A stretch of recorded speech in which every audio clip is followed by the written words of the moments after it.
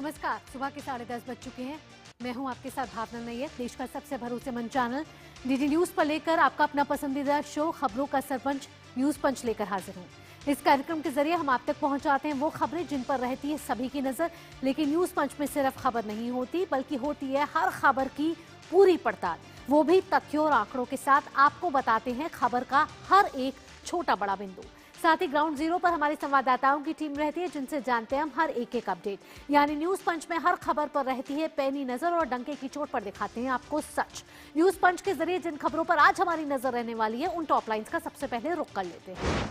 जिस पहली खबर पर आज हमारी नजर रहेगी वो है रूस के राष्ट्रपति व्लादिमीर पुतिन की भारत यात्रा। रूस के राष्ट्रपति आज भारत यात्रा पर आ रहे हैं और प्रधानमंत्री नरेंद्र मोदी के साथ उनकी द्विपक्षीय वार्ता होने वाली है। 2 दिवसीय इस यात्रा को काफी अहम और महत्वपूर्ण माना जा रहा है। दुनिया भर की नजरें इस मीटिंग पर हैं, जहां प्रधानमंत्री नरेंद्र मोदी और व्लादिमीर पुतिन मिलेंगे और कई बड़े समझौतों पर हस्ताक्षर होने की भी उम्मीद बताई जा रही है। बताएंगे आपको पुतिन के इस मेगा प्लान के बारे में। इसके साथ जिस दूसरी बड़ी खबर पर नजर रहेगी वो है एक्शन मोड में इस समय एनआईए है। एनआईए यानी कि राष्ट्रीय जांच एजेंसी इस बार दिल्ली से लेकर हरियाणा तक और बिहार तक कई जगह रेड डाली जा रही है। सर्च ऑपरेशन चल रहा है, आतंकवाद के खिलाफ सबूत जुटाए जा रहे हैं। क्या इनपुट यहां एनआईए को मिला है, जिसके बाद ये ताबड़तोड़ रेड हो रही है। तो ये दो महत्वपूर्ण खबरें रहने वाली है, जिस पर आज हमारी नजर रहेगी न्यूज पंच में। आइए सबसे पहली खबर का रुख कर लेते हैं, जहां रूस के राष्ट्रपति व्लादिमीर पुतिन कुछ ही घंटों में भारत पहुंच रहे हैं। पुतिन भारत रूस के बीच रणनीतिक साझेदारी के 25 साल पूरे होने के मौके पर भारत आ रहे हैं। वे 23वें द्विपक्षीय शिखर सम्मेलन में हिस्सा लेंगे। उनका यह दौरा 4 और 5 दिसंबर को होगा, यानी आज शाम से ये शुरू होने वाला है। पुतिन विजिट के दौरान दोनों देशों के बीच कई अग्रीमेंट डील होने की उम्मीद जताई जा रही है। प्रधानमंत्री नरेंद्र मोदी के आमंत्रण पर पुतिन भारत आ रहे हैं और रूसी लीडर के यूक्रेन के खिलाफ जंग शुरू करने के बाद ये उनका पहला विजिट है। बेहद ही महत्वपूर्ण इस विजिट को माना जा रहा है, क्योंकि कई समझौते इस मीटिंग में हो सकते हैं, जहां प्रधानमंत्री नरेंद्र मोदी और व्लादिमीर पुतिन के बीच जो मुलाकात होगी और साथ ही साथ एक बड़ा प्रतिनिधिमंडल भी उनके साथ आ रहा है। आइए आपको बताते हैं कि पुतिन का ये मेगा प्लान है क्या। दिल्ली आ रहे हैं पुतिन आज शाम को और एक शिखर वार्ता जो है उसमें भाग लेने वाले हैं। ये एनुअल शिखर वार्ता है और मुलाकात पर इस समय पूरी दुनिया की नजर है। क्या होगी मेगा डील, क्या कौन कौन से ऐसे समझौते होंगे जिन पर लग सकती है मोहर, ये कई बड़े सवाल हैं। आइए ग्राफिक्स के जरिए आज आपको बताते हैं कि कैसे इस समय भारत कह रहा है वेलकम पुतिन, नमस्ते पुतिन, आपका बहुत बहुत स्वागत है। रूस के राष्ट्रपति व्लादिमीर पुतिन का आज से शुरू हो रहा है ये भारत दौरा। दोस्ती के आयाम को और ये सुदृढ़ बनाएगा, प्रगाढ़ बनाएगा और मजबूत बनाएगा। और कूटनीतिक संबंधों में जब अगर दोनों देशों को परीक्षा देनी पड़ी है तो दोनों देश एक साथ खड़े रहे हैं और ये दोस्ती दिखाई है और आज भी दुनिया इस दोस्ती के दम को देखने वाली है। प्रधानमंत्री नरेंद्र मोदी के साथ करने वाले हैं द्विपक्षीय वार्ता पुतिन, और इसमें कई जो वैश्विक परिदृश्य से जुड़े मुद्दे हैं। यूक्रेन युद्ध रह सकता है और जिस तरीके से इस समय विश्व में अनिश्चितता बनी हुई है उसको लेकर बातचीत होने की उम्मीद जताई जा रही है। कई महत्वपूर्ण क्षेत्र है जिसको लेकर भी समझौतों पर हस्ताक्षर होने की उम्मीद जताई जा रही है, जिसमें ऊर्जा सहयोग एक बड़ा क्षेत्र हो सकता है। रक्षा क्षेत्र को कैसे और मजबूती मिले, दोनों देश इसको लेकर भी साथ आने की उम्मीद जता रहे हैं। द्विपक्षीय रणनीतिक संबंध और होंगे मजबूत और साथ ही साथ जिस तरीके से दोनों की दोस्ती एक लंबे इतिहास को दर्शाती है और साथ ही साथ एक लंबे मजबूत संबंधों को दर्शाती है, ऐसे में इस यात्रा को बेहद ही महत्वपूर्ण माना जा रहा है।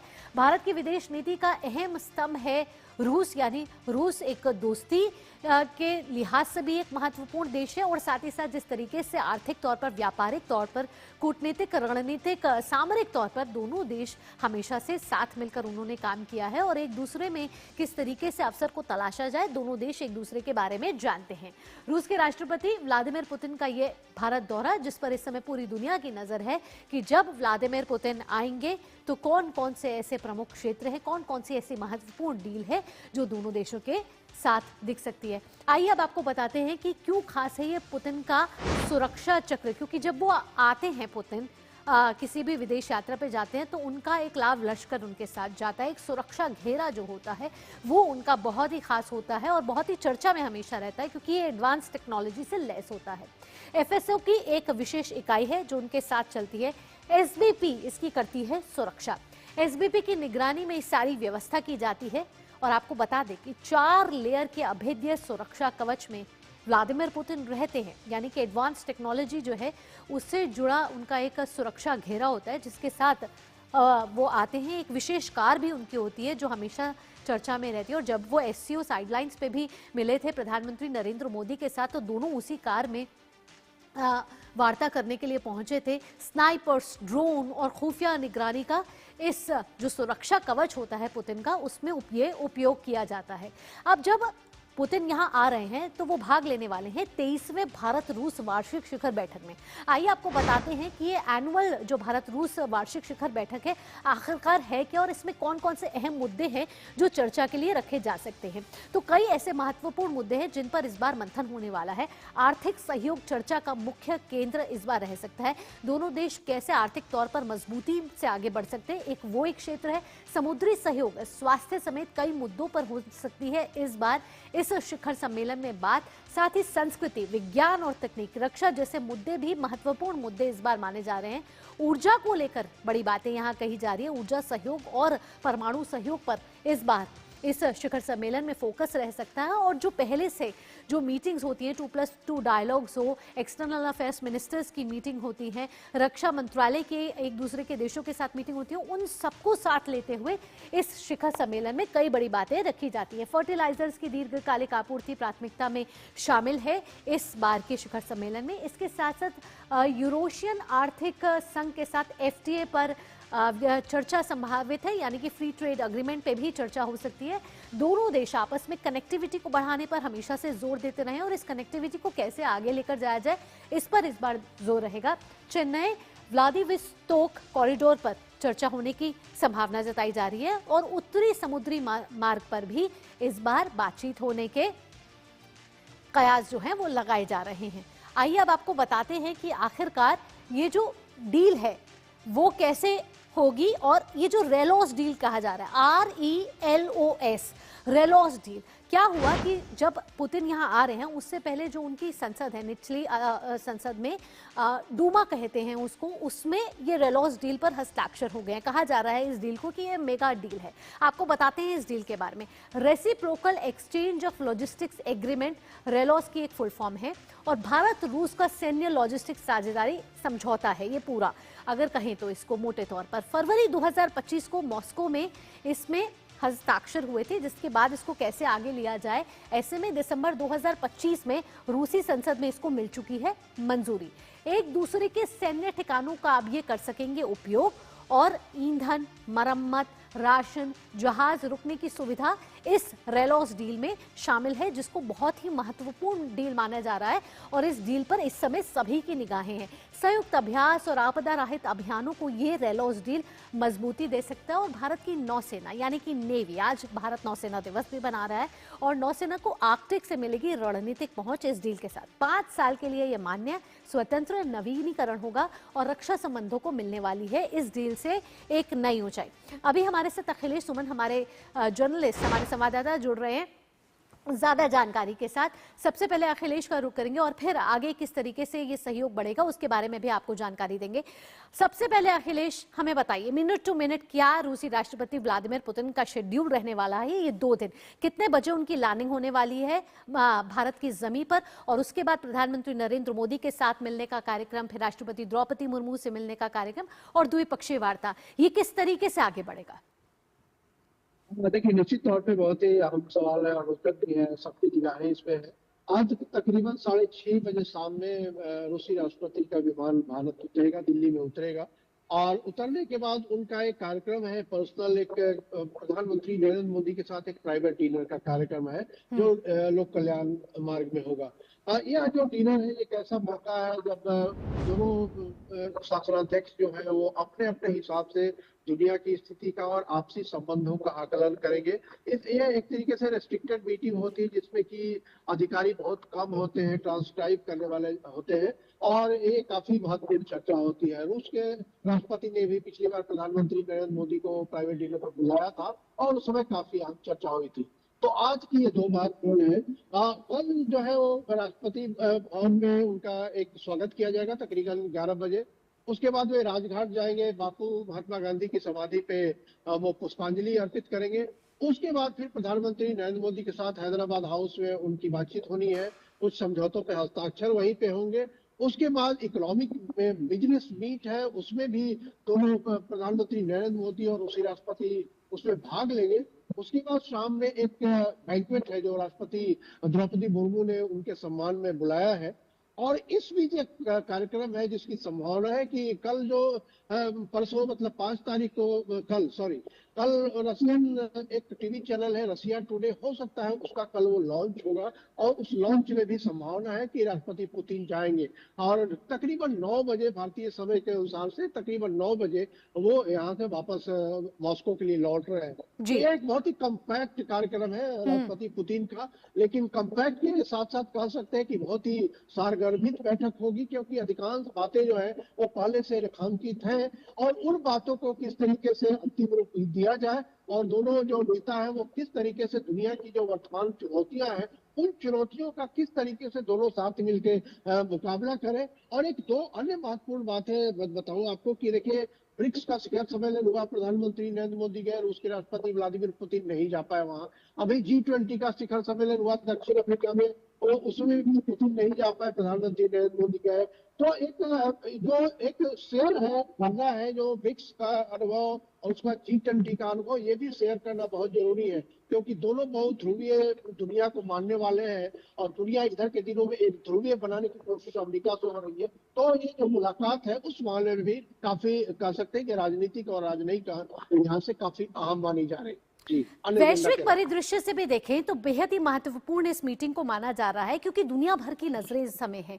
जिस तरीके से विश्व इस समय कई अनिश्चितताओं से जुड़ रहा है और भारत रूस के संबंध अपने आप में ऐतिहासिक रहे हैं, प्रगाढ़ रहे हैं और जब जब जरूरत पड़ी है भारत रूस एक दूसरे के साथ खड़े हुए नजर आए हैं। ऐसे में अब ये दोस्ती एक नए आयाम को कैसे आगे छुएगी? कौन कौन से सेक्टर्स हैं जिस पर इस बार नजर रखी जा रही है? देखिए, जो हमारे विदेश मंत्रालय के आधिकारिक सूत्रों का कहना है कि इस यात्रा का मुख्य उद्देश्य होगा वाणिज्य और व्यापार को बढ़ाना।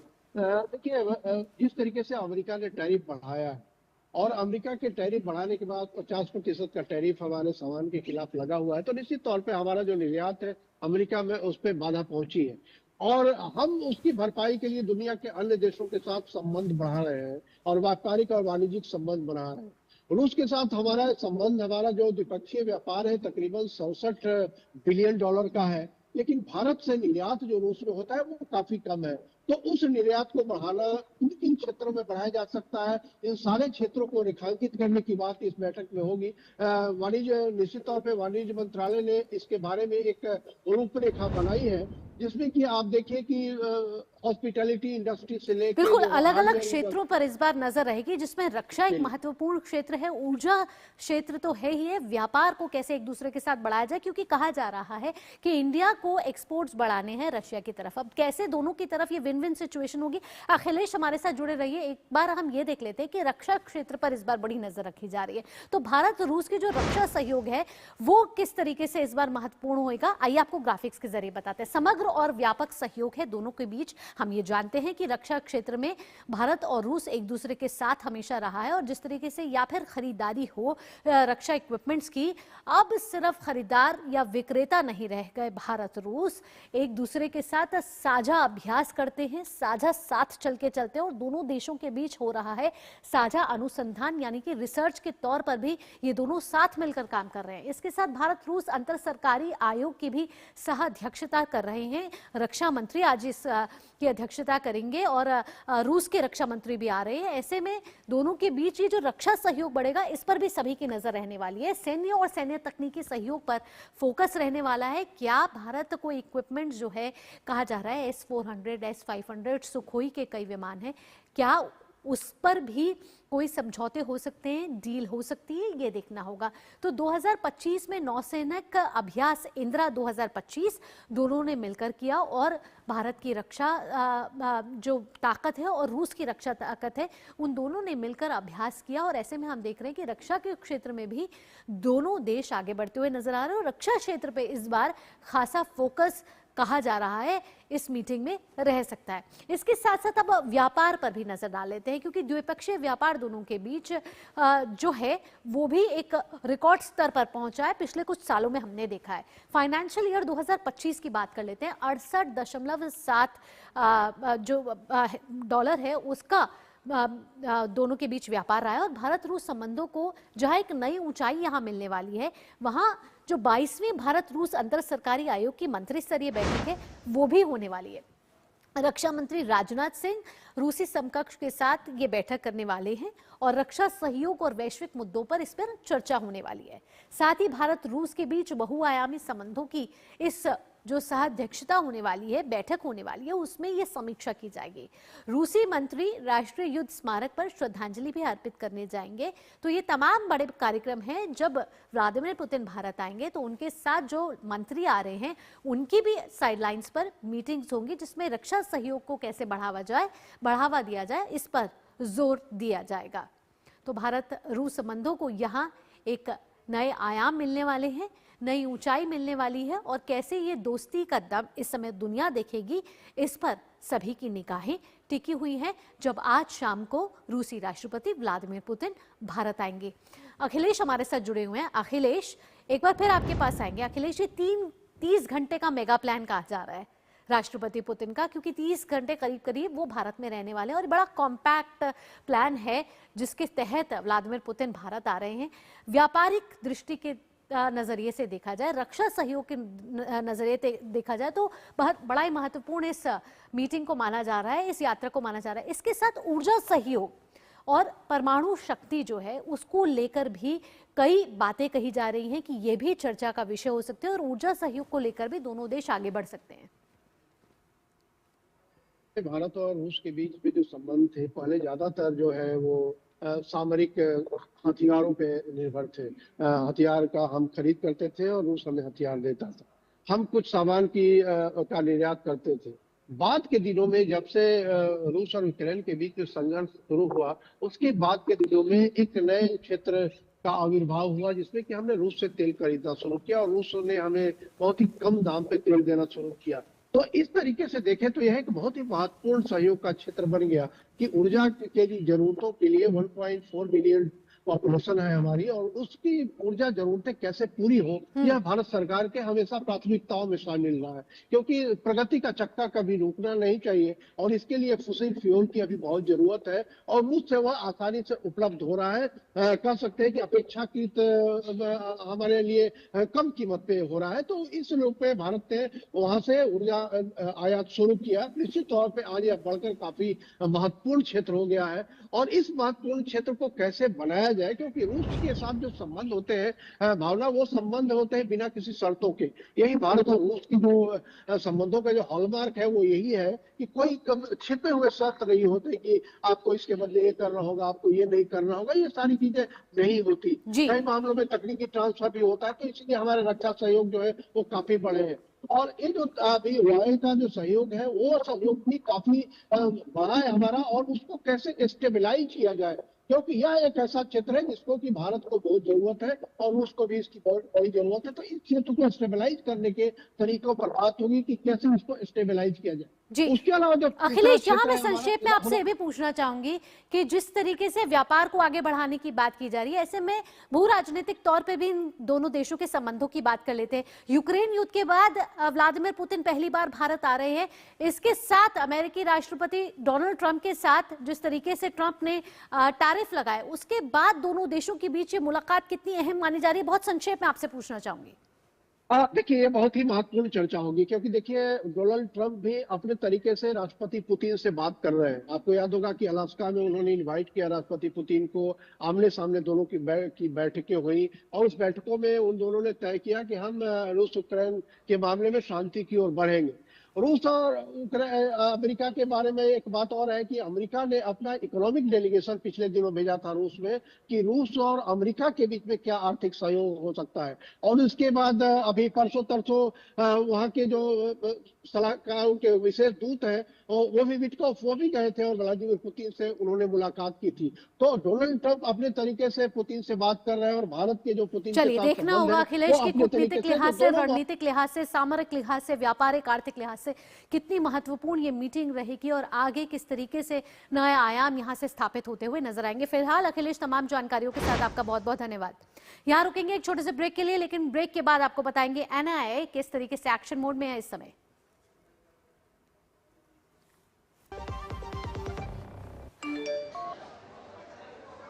वीडियो लाइक करने के पैसे मिलेंगे? So easy. अनजान लिंक्स पर क्लिक मत कीजिए। आरबीआई कहता है जानकार बनिए, सतर्क रहिए। ओ हरी भैया, अरे वाह, खेतों में कौन सी फसल लगाए हो? 12 महीने कमा कर दे ऐसी फसल। क्या? मैंने नया व्यवसाय शुरू किया है। उसके लिए पैसे? इसमें किसी निवेश की जरूरत ही नहीं। अच्छा, मुखिया जी। अरे मुखिया जी, नमस्ते। अरे हरी, कब आ रहे हो? आप बस चलिए, मैं पहुंचता हूँ। अब मैं LIC एजेंट हूँ। LIC एजेंट बनो, अब बड़ा सोचो। हमारी वेबसाइट पर जाएं या अपनी नजदीकी LIC शाखा से संपर्क करें। ब्रेक के बाद आपका स्वागत है। आप देख रहे हैं न्यूज पंच और इस वक्त की बड़े खबर पर नजर डाल लेते हैं। एनआईए यानी कि राष्ट्रीय जांच एजेंसी इस समय एक्शन मोड पर है। ताबड़तोड़ रेड की जा रही हैं और इस समय हरियाणा और बिहार में 22 जगह छापे मारे जा रहे हैं। एनआईए की तरफ से बड़ी कार्रवाई, जहां आपको बता दें कि 22 जगहों पर छापेमारी इस समय की जा रही है और आतंकवाद के खिलाफ ये बड़ा प्रहार कहीं ना कहीं, जहां एनआईए की बड़ी कार्रवाई यहां चल रही है। और व्हाइट कॉलर टेरर मॉड्यूल, जिसको लेकर कई समय से बात हो रही है, जब दिल्ली कार ब्लास्ट हुआ उसके बाद व्हाइट कॉलर टेरर मॉड्यूल ये क्या है, किस तरीके से इस पर एक्शन लिया जा रहा है। एनआईए पिछले कुछ दिनों से लगातार भारत के कई जगहों पर छापेमारी कर रही है, जिसमें आज 22 जगहों पर इस समय सर्च ऑपरेशन चल रहा है। और इस सर्च ऑपरेशन में यह जांच की जा रही है कि ये हरियाणा और बिहार में कहीं आतंक से जुड़े कोई लिंक तो नहीं है, और अगर लिंक है तो उस लीड से आगे बढ़ते हुए जांच पड़ताल को आगे बढ़ाया जा रहा है। ये बड़ी कार्रवाई एनआईए की तरफ से की जा रही है, जहां हरियाणा और बिहार की 22 अलग अलग जगहों पर इस समय एनआईए एक्शन मोड पे बड़ी कार्रवाई कर रही है और साथ ही साथ छापेमारी चल रही है। और ज्यादा जानकारी के लिए अपने संवाददाता नीरज के पास चलते हैं। नीरज, आपसे ये जानना चाहेंगे कि किस मुद्दे को लेकर, क्योंकि आतंकवाद के खिलाफ हम देख रहे हैं एनआईए लगातार प्रहार कर रही है और एक्शन मोड पे है। ये जो आज जो छापेमारी हो रही है वो कहां-कहां हुई है और क्या कोई दस्तावेज, क्या कोई हथियार या कुछ महत्वपूर्ण चीजें बरामद की गई हैं अभी तक? देखिए भावना, मैं बता दूं कि 22 जगह ये छापेमारी चल रही है, जिसमें बिहार, हरियाणा और उत्तर प्रदेश के कुछ जिले शामिल हैं। और अवैध हथियारों की तस्करी को लेकर एनआईए इस छापेमारी को अंजाम दे रही है। कुछ समय पहले पटना में भी इसको लेकर एक FIR दर्ज हुई थी और उसके बाद बड़े पैमाने पर जांच भी की गई थी। ये लिंक निकलकर सामने आ रहा है कि जो आतंकवादी हैं और इसके अलावा जो गैंगस्टर हैं, क्योंकि देश के अलग अलग हिस्सों में जिस तरीके से हथियार बरामद किए जा रहे हैं, तो ये संदेशा एक तरीके से स्पष्ट हो रहा है कि इस के सारे घटनाक्रम के पीछे कहीं ना कहीं जो गैंगस्टर हैं और जो हथियारों के तस्कर हैं, वो आतंकवादियों तक इस तरह के हथियार पहुंचाने की फिराक में लगे रहते हैं। एनआईए को लीड मिला था कि किस तरीके से हरियाणा में और इसके अलावा उत्तर प्रदेश और बिहार में जो गैंगस्टर हैं इन अवैध हथियारों की तस्करी में। नीरज, जो इनपुट एनआईए को इस समय मिला है, क्या वो दिल्ली कार ब्लास्ट से जुड़ा हुआ कोई मॉड्यूल है जिसको लेकर इस समय सर्च ऑपरेशन चल रहा है? देखिए, दिल्ली कार ब्लास्ट से लेकर डायरेक्ट कोई लिंक नहीं है अभी तक। एनआईए ने अभी तक ये स्पष्ट किया है। एनआईए का ये कहना है कि अवैध हथियारों की जो तस्करी देश के अलग अलग हिस्सों में हो रही है। दिल्ली में भी हमने देखा था कि इनलीगल जो वेपन्स हैं वो दिल्ली पुलिस ने पकड़े थे। बड़े पैमाने पर सेमी ऑटोमेटिक जो पिस्टल्स हैं वो बरामद की थी। देश के अलग अलग हिस्सों में इस तरह के हथियार कहीं ना कहीं अवैध स्मगलिंग से भी वहां पर पहुंच रहे हैं। तो एनआईए इनके खिलाफ एक कार्रवाई कर रहा है और ये भी एक संदेश जा रहा है कि दिल्ली बम ब्लास्ट में हमने देखा था कि किस तरीके से हथियार भी बरामद हुए थे। AK-47 मिली थी, इसके अलावा दूसरे जो वेपन्स हैं वो मिले थे। तो कहीं उनसे तो कोई लिंक नहीं है। जी कहीं नीरज, ऐसा इसके तो साथ नहीं मैं है आपसे ये भी गैंगस्टर- पूछना चाहूंगी, जहां 22 जगहों पर इस समय छापेमारी चल रही है, क्या कोई अभी तक कोई गिरफ्तारी भी हुई है? देखिए, अभी तक गिरफ्तारी तो नहीं है, लेकिन कुछ लोगों को हिरासत में जरूर एनआईए ने लिया है और हिरासत में लेकर पूछताछ कर रही है उनसे। और एनआईए का ये कहना है कि कुछ डॉक्यूमेंट्स हमें मिले हैं, डिजिटल साक्ष्य मिले हैं, जिसके आधार पर इस जांच को आगे भी बढ़ाया जाएगा। अभी तक हम ये कह सकते हैं कि कुछ लोगों को और हिरासत जिस में लेकर तरीके से अभी पूछताछ आप चल रही बता है। रहे हैं कि अवैध हथियारों की तस्करी से जुड़ी ये पूरी छापेमारी है, तो क्या कोई हथियार यहाँ बरामद किए गए हैं? देखिए, बिल्कुल एनआईए ने हथियार पहले भी बरामद किए थे और इस समय भी एनआईए बहुत सारी जो जानकारी है वो शेयर नहीं कर रही है, लेकिन इतना जरूर बता रही है कि पुख्ता सबूत एनआईए के पास है किस तरीके से अवैध हथियारों की तस्करी की जा रही थी। अवैध हथियारों का जो जखीरा है वो भी एक तरीके से एनआईए की कब्जे में है और एनआईए का कहना है कि आने वाले समय में इस पूरे मॉड्यूल का जो भंडाफोड़ है वो किया जाएगा, क्योंकि तमाम सबूत एनआईए के पास है। और कौन कौन लोग इस पूरे घटनाक्रम में शामिल हैं, कौन कौन से गैंगस्टर, कौन कौन से आतंकवादी जी। संगठनों को मदद कर रहे हैं, ये पूरी जानकारी एनआईए के पास है। और किस तरीके से पैसे का ट्रेल, हवाला कारोबार के थ्रू ये पैसा पहुंच रहा था अवैध हथियारों की खरीद फरोख्त के लिए, तो ये अवैध तमाम हथियारों जानकारी की है। तस्करी से ये जो पूरा मामला जो जुड़ा हुआ है, जहां एनआईए इस समय एक्शन मोड पे है, कई जगहों पर इस समय छापेमारी चल रही है। 22 जगहों में कहा जा रहा है कि इस समय छापेमारी चल रही है, सर्च ऑपरेशन चल रहा है। कई यहाँ बड़े हथियार भी बरामद किए गए हैं, दस्तावेज भी बरामद किए गए हैं, कई लोगों को हिरासत में भी यहाँ लिया गया है। तो एनआईए यहाँ बड़ी लीड लेते हुए एक एक्शन मोड में एक बड़ी कार्रवाई